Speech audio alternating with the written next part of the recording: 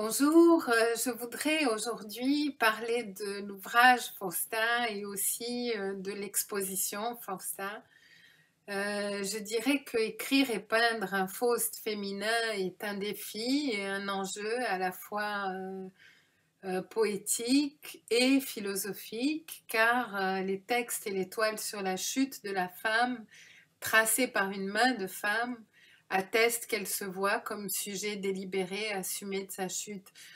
Il ne s'agit pas comme la perfide Manon de l'abbé Prévost, la Justine de Sade ou Lilith d'incarner le mal sur terre.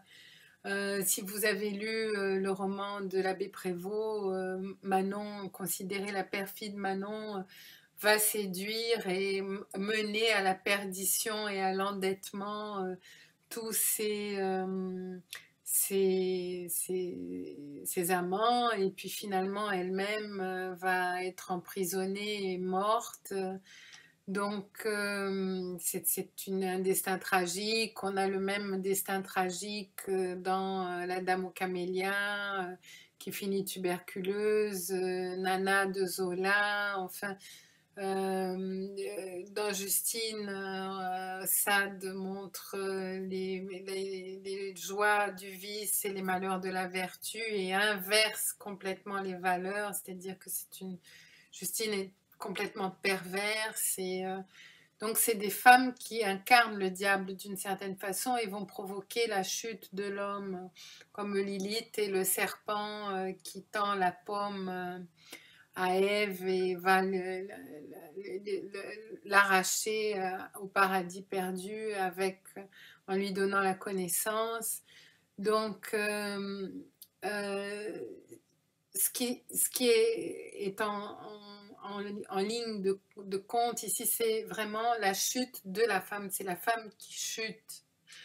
Et il ne s'agit pas non plus d'incarner la rédemption d'une Thérèse d'Avila dans ses demeures, qui va accéder à un modèle de sainteté, parce que Thérèse d'Avila, bien que je l'admire profondément comme mystique, comme écrivain, euh, elle est cloîtrée, elle est au Carmel et elle a les conditions de sa sagesse et de son développement, c'est-à-dire que elle est coupée d'une certaine façon du monde, de ses tentations, de ses rugosités, de ses aspérités, et elle est dans la dureté, l'aridité du Carmel, mais aussi la protection, parce que le Carmel, c'est aussi une protection et c'est aussi une ascèse, une discipline qui permet de construire une certaine lumière, une certaine spiritualité.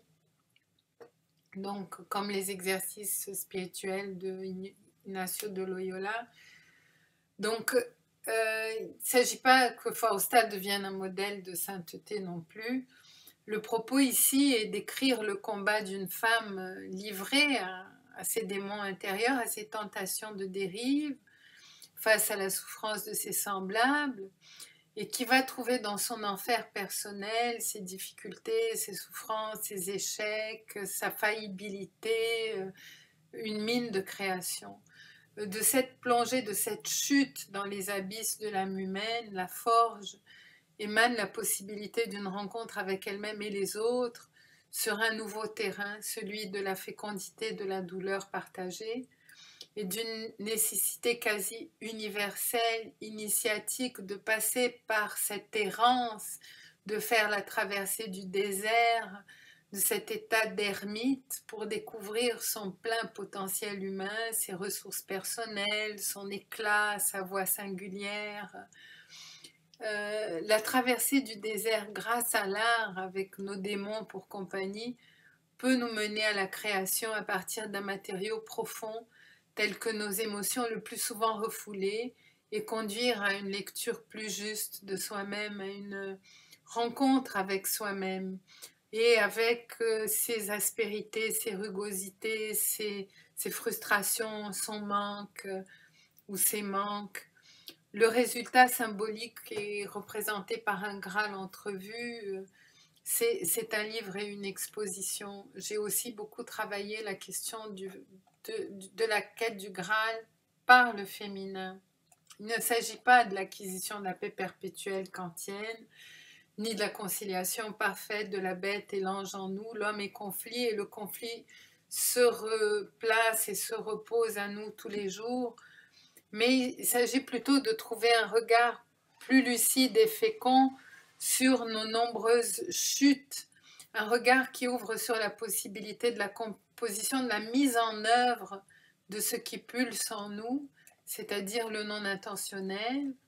Enfin, ce n'est pas du tout une apologie de la souffrance, c'est un constat qu'elle fait partie de la condition humaine, qu'on parle de la situation subjective ou collective.